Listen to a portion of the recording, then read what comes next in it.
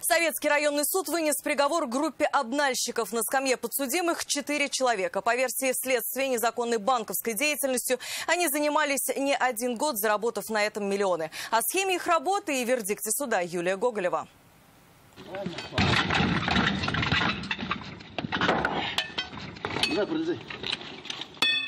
Там пес, парни. Эта оперативная съемка была сделана год назад, когда полицейские вышли на след черных банкиров. Открывать двери подозреваемые не захотели, хотя и были дома. В итоге оперативники вошли через окно.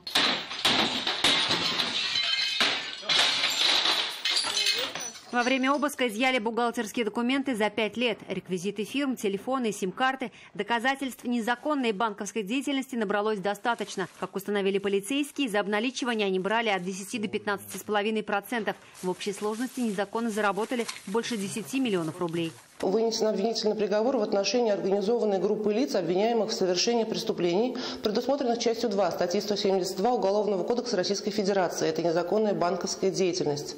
Также часть 1 статьи 173 прим. 1 Уголовного кодекса Российской Федерации. Незаконное образование юридического лица.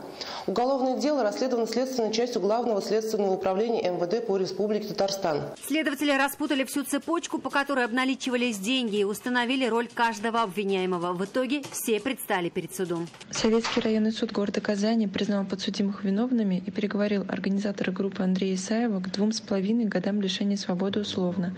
Игорь Степин, Григорий Труднев и Гульнас Сахабиева получили условный срок в 2 года. Приговор в законную силу еще не вступил. Будут ли участники группы обжаловать вердикт, пока неизвестно.